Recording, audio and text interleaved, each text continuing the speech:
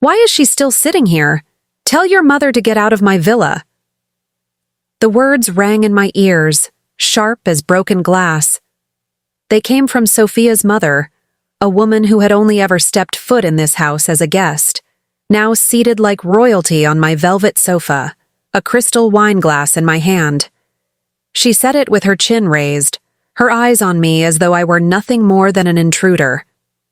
I gripped my cane tighter. My heart pounded so loudly I could barely hear myself whisper, Your villa?" Almost in tears. But Michael, my son, my flesh and blood, didn't hesitate. He stood at her side, tall, proud, and unshaken. "Yes, Mom. It's theirs now. I signed it over this morning. This house belongs to Sophia's family." The world tilted.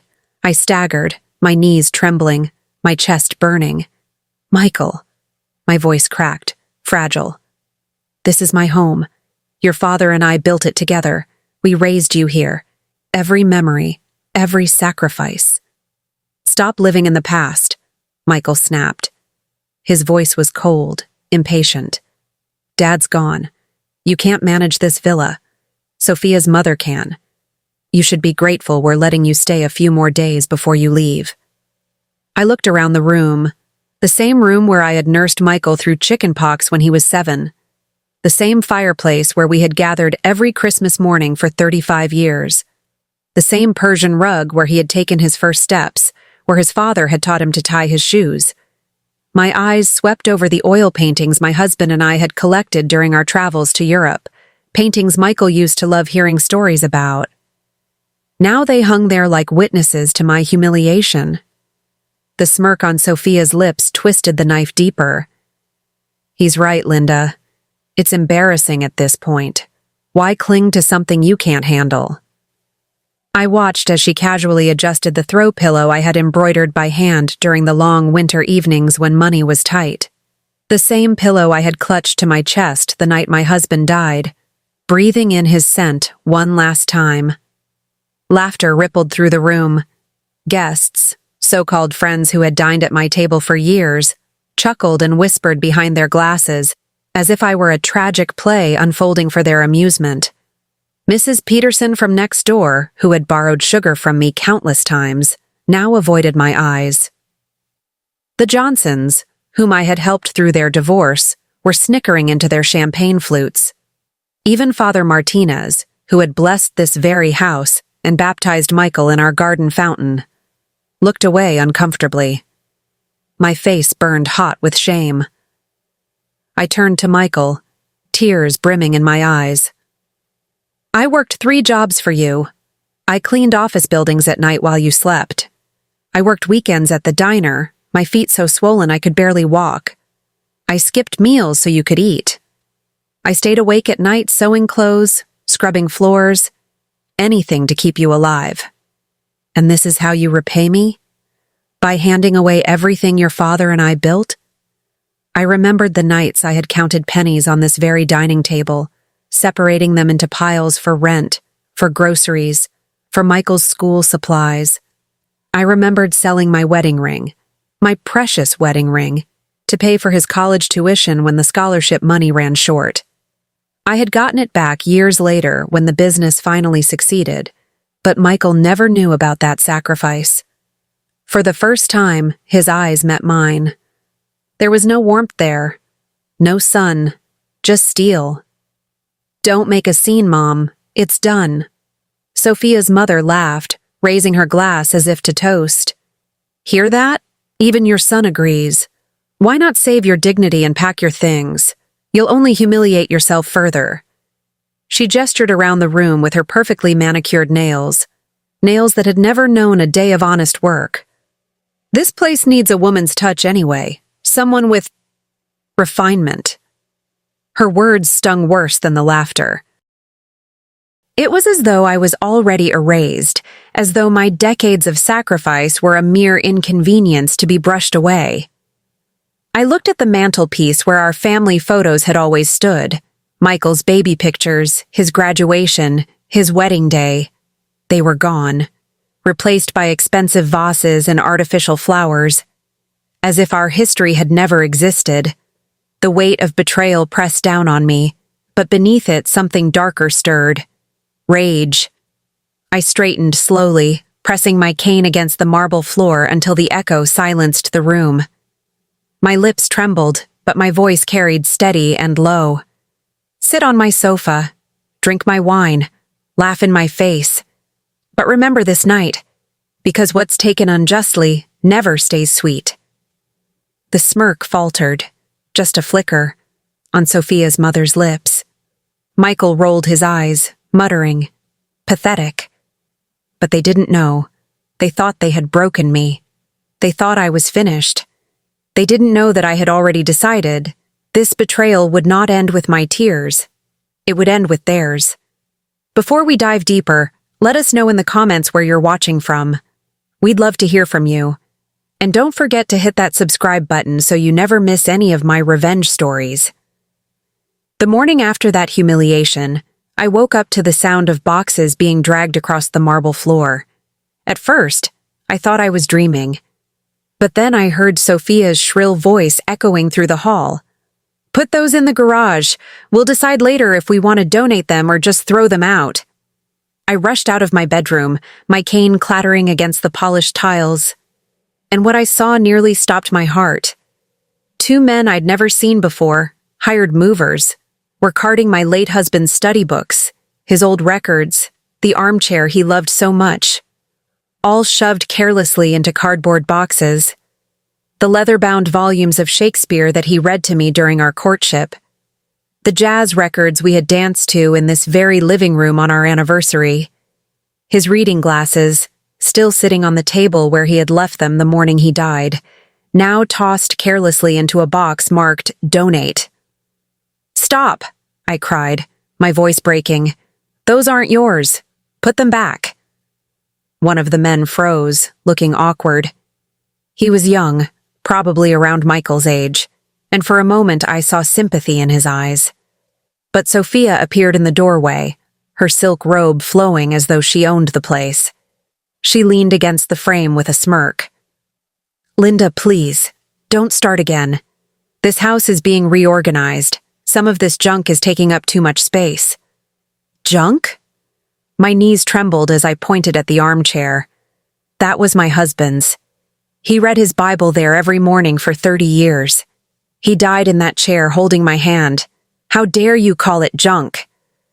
I could still see him there in my mind, his silver hair catching the morning light, his reading glasses perched on his nose as he studied the scriptures that had given him such peace.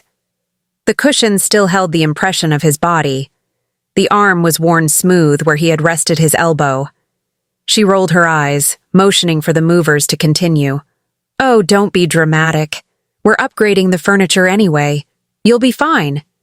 "That's a family heirloom," I protested, my voice growing stronger. "My husband's father sat in that chair, his grandfather before that. It's been in our family for 4 generations. Sophia shrugged, examining her fingernails. "Well, it's not in your family anymore, is it?" My chest tightened. I turned toward Michael, who had just walked in, his tie half knotted like he was heading out for the day. "Michael," I pleaded, "please tell them to stop. This is our family's history, your father's things. They belong here."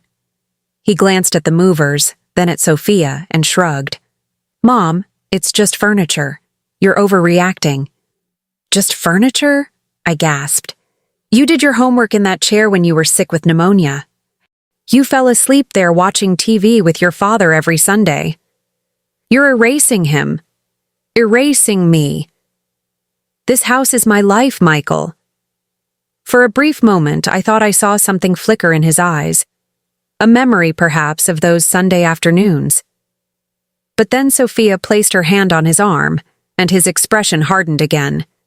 Sophia laughed under her breath. "Your life? Please. You've been living like a guest here for years. Time to move on." Her words echoed like a slap. I felt my knees buckle, but I gripped my cane tighter, refusing to let them see me fall. I watched helplessly as they loaded my husband's desk, the desk where he had written love letters to me during the war, where he had done the household accounts every month, where he had penned his will. The same desk where Michael had learned to write his name. Later that evening, the humiliation only grew. They hosted a dinner in my villa, a lavish affair with expensive wine and catered food. Guests streamed in, marveling at the decor, the chandelier, the sprawling garden. But each time someone complimented something, Sophia's mother quickly added, "Yes, isn't it beautiful? It's mine now." And no one corrected her, not even my son. I sat at the far corner of the table, my plate barely touched, my appetite smothered by rage and grief. The conversation flowed around me as if I weren't there. "This chandelier must be worth a fortune," someone commented.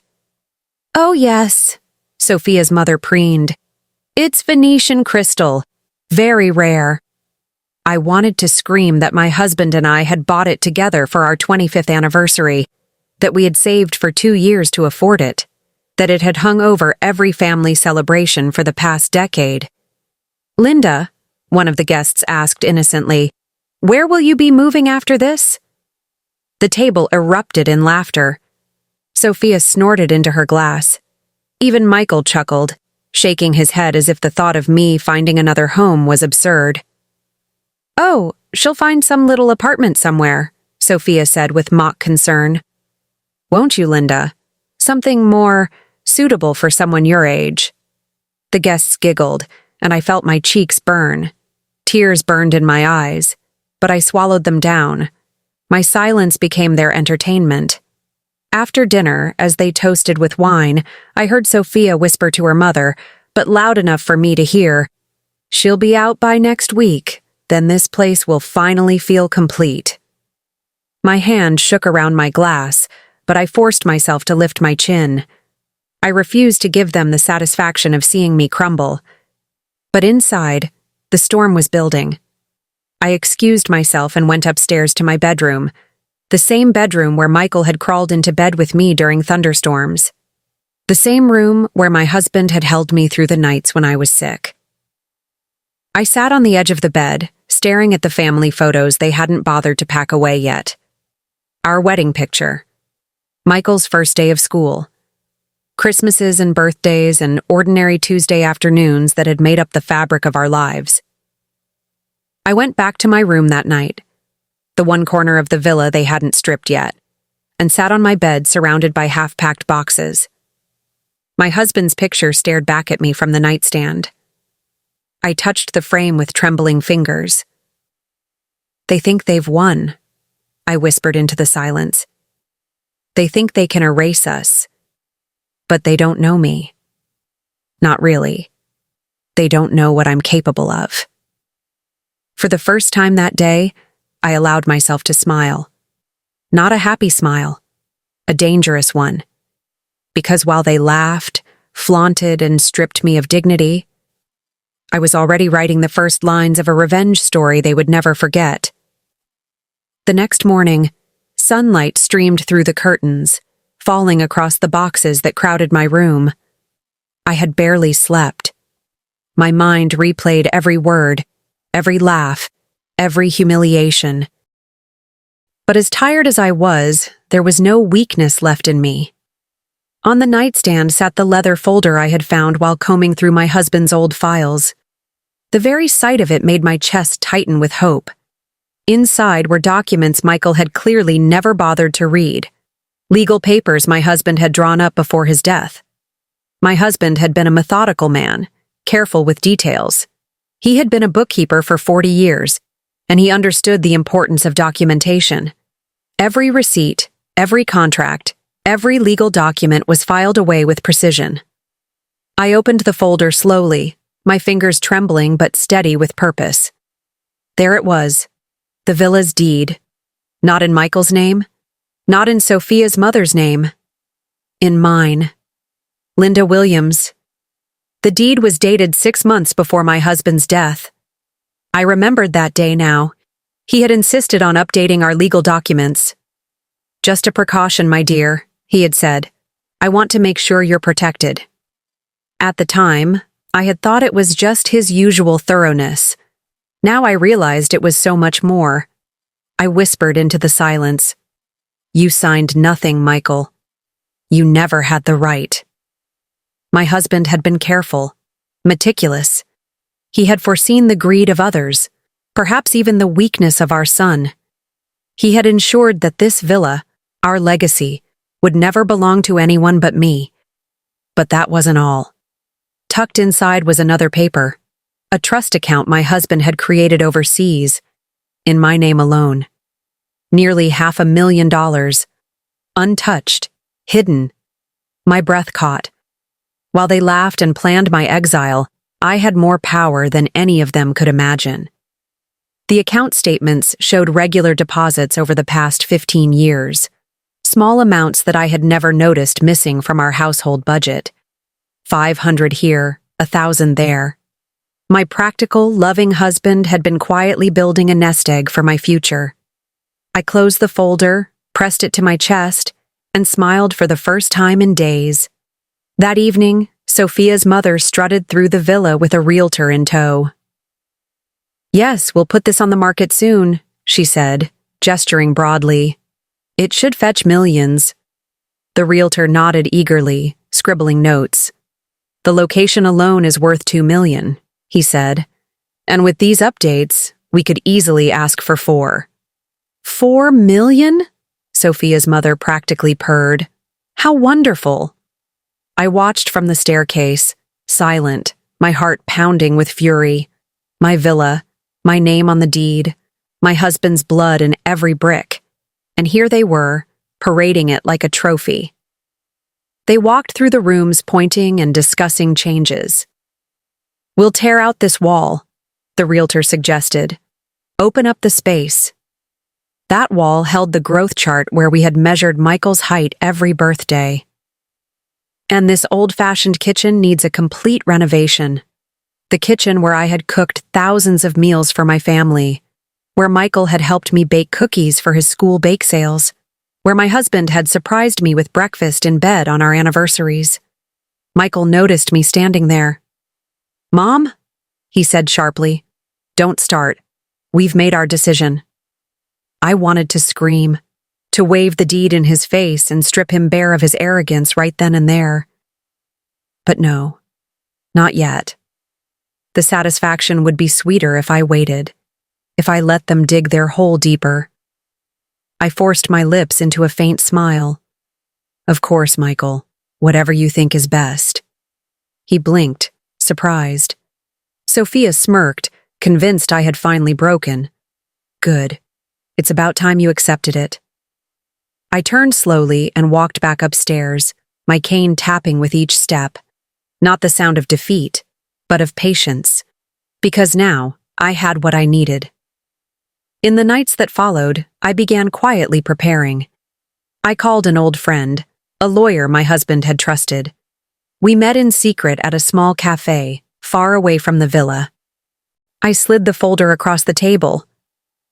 Linda, he said, his eyes widening, this changes everything. Legally, you own it all. And if they've been trying to sell it, they have.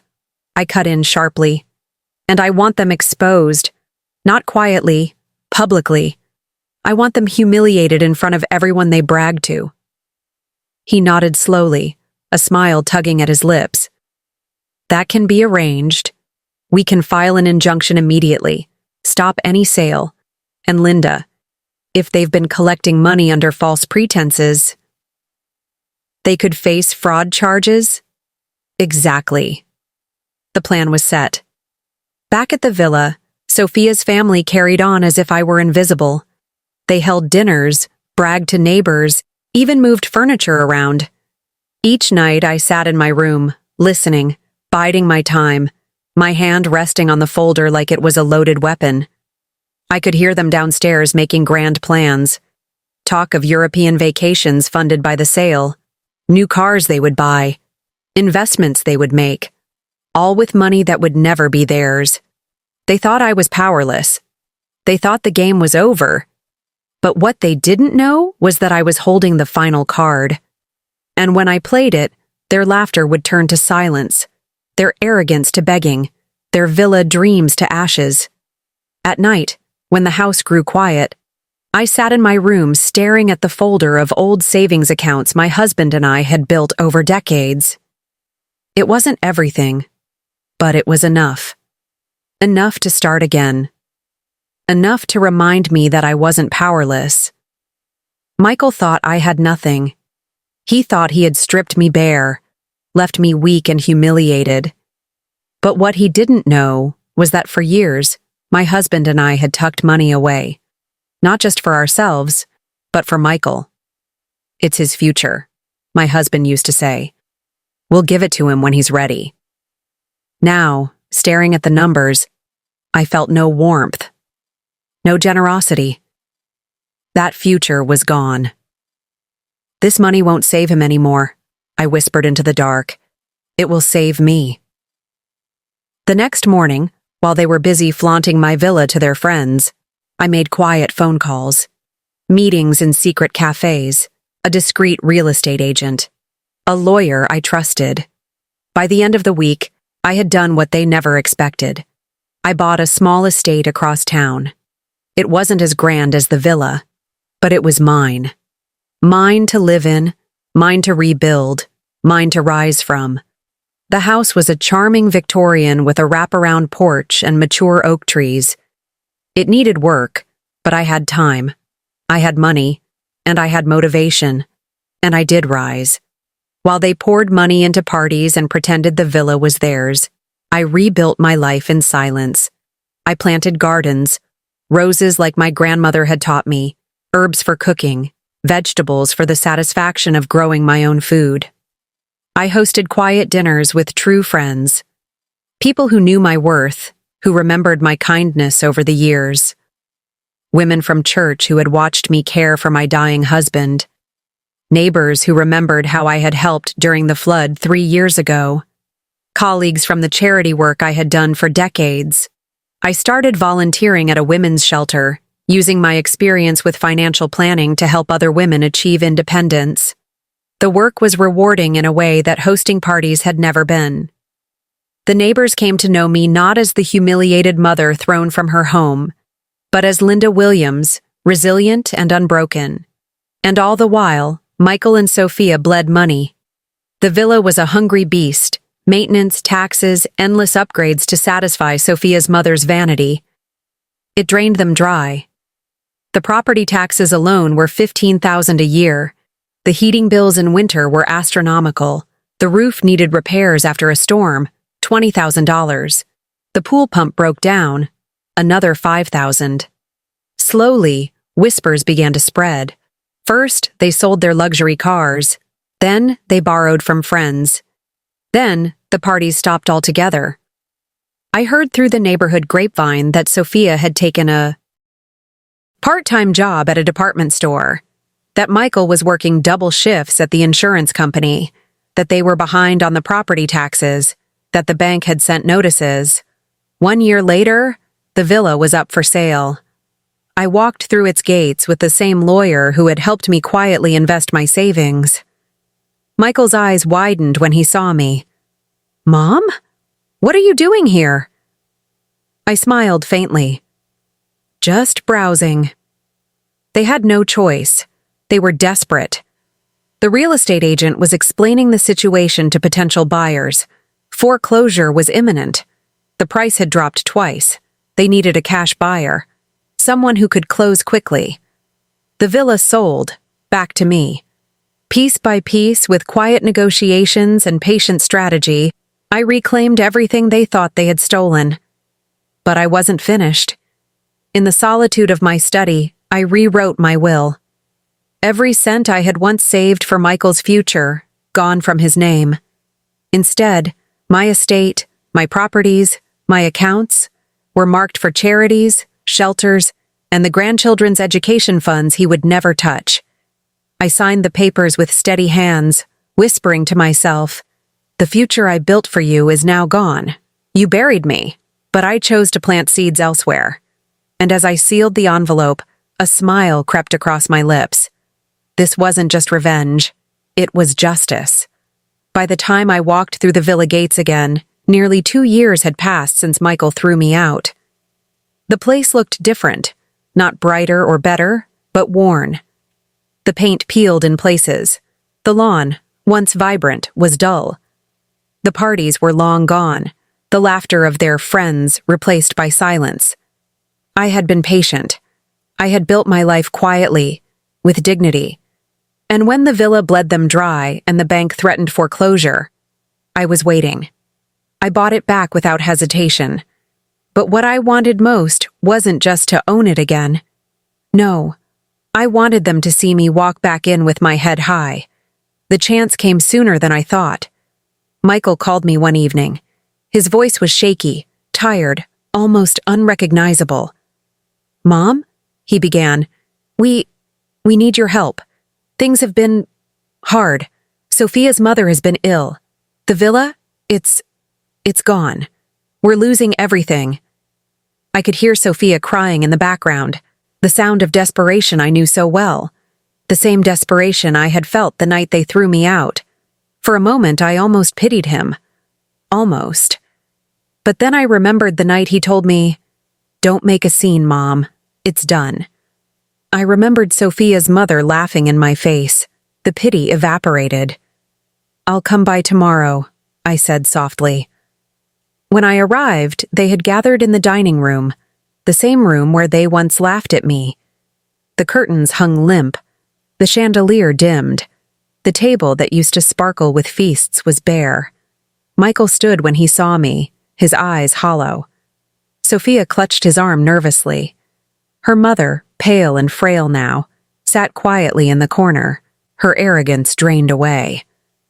"Mom," Michael said, swallowing hard, We didn't know how hard it would be. Taxes, bills, repairs. It's too much. We need your help." I set my cane down gently, my lips curving into a faint smile. "Help?" I repeated. "After all you've done?" He shifted uncomfortably. I made mistakes, but please, you're still my mother." Sophia stepped forward, her voice sharp but shaky. "Linda, you have money. You've always had something hidden away.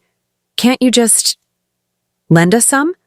I studied their faces, tired, desperate, broken, the same faces that once sneered at me. Then, slowly, I opened my bag and placed a folder on the table. Michael reached for it eagerly, but I kept my hand on top. "This," I said firmly, "is the new deed to this villa. Bought back. By me." Gasps filled the room.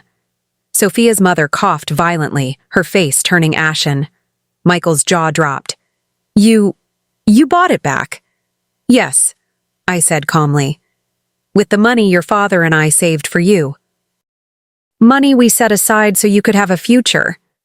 Instead, I used it to reclaim the past you tried to steal from me." Sophia's face twisted. You can't do this. We're your family."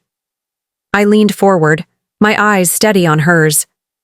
"Family doesn't humiliate. Family doesn't steal. Family doesn't throw their mother into the street. You lost the right to call yourselves that." Michael dropped into his chair, his hands in his hair. So what now?" he muttered. I stood tall, my cane tapping against the floor. "What now?" I repeated. "Now you leave. Pack your things, just as you once told me. But here's the difference. I won't give you a few days. You're done here tonight." Sophia gasped. "You can't mean that." "Oh, I do," I replied, my voice cold but steady. "Because I have one more thing you don't know. I rewrote my will. Everything your father and I saved, the businesses, the accounts, the rest of the estate, not 1 cent goes to you.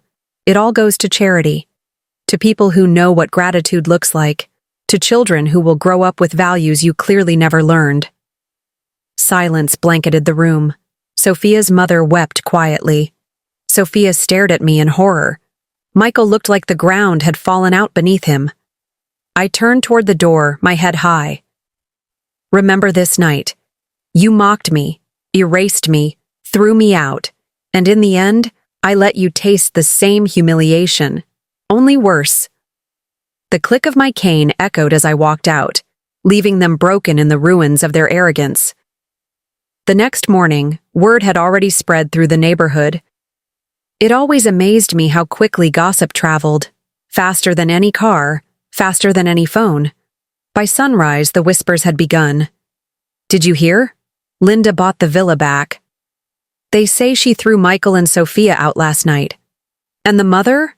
Oh, she was crying like a child. By noon, people were stopping me in the street. Some smiled warmly. Others gave me that quiet nod of respect reserved for those who have survived and conquered. One woman leaned close, lowering her voice like it was a secret. Linda, you showed them. You really did. Everyone's talking. I didn't gloat. I didn't shout. I simply smiled, my cane tapping steadily on the pavement as I walked. Meanwhile, Michael and Sophia's downfall was brutal. Without the villa, they had nothing. Their friends, the same ones who laughed at me months ago, disappeared overnight. Invitations stopped. Phones stopped ringing. The glamorous dinners turned into awkward silences in a rented apartment across town. Sophia's mother, once so smug, became a ghost. Her health declined, her arrogance replaced by bitter silence. When I heard she'd been seen pawning her jewelry, I felt no pity, just justice. Michael, my son, the boy I once rocked to sleep, the man who had turned his back on me. He tried to come back once, knocking on my door late at night. I opened it, and there he was, thinner, paler, his eyes hollow. Mom, he said softly, please, just talk to me. Can't we fix this? For a moment, I saw the child he once was, the little boy who used to bring me dandelions and call them flowers, the teenager who had cried in my arms when his first girlfriend broke his heart, the young man who had called me his hero in his college graduation speech. But then I remembered his words. Stop living in the past, Mom. It's theirs now. I shook my head slowly. Michael, I will always be your mother, but you are no longer my son. You made that choice the day you betrayed me. Now live with it. His eyes filled with tears, but I closed the door. My cane clicked once against the wood. Days turned into weeks. Life grew peaceful again. My garden flourished at my new estate. I surrounded myself with people who respected me, not those who sought to use me. I donated quietly to shelters, hospitals, and schools. My will was complete. Every cent of the money my husband and I had once saved for Michael now redirected to those who truly needed it. At night, I sat by the fireplace with a glass of tea, reflecting on everything that had happened. They thought they buried me. They thought they erased me. But they forgot one simple truth. A woman like me doesn't break. She bends. She waits. She strikes when the time is right. And oh, how sweet the strike had been. As I leaned back in my chair, my eyes caught the glow of the villa's deed framed on the wall. A reminder, not of bitterness, but of triumph. They thought it was over, I murmured to myself, my lips curling into a satisfied smile. But they forgot. I don't lose. I teach lessons. The fire crackled, warm and steady, as if in agreement. And somewhere out there, Michael and his little empire of arrogance were learning the lesson of their lives. That betrayal has a price, and I had made sure they paid every cent of it. Thank you for watching, my friends. If you enjoyed this story, don't forget to like, comment, share, and of course subscribe so you never miss what's coming next. And tomorrow, join me as I tell you what happened when my daughter refused to talk to me for 20 years. But then I got rich, and she then invited me to Christmas only to receive the biggest shock of her life.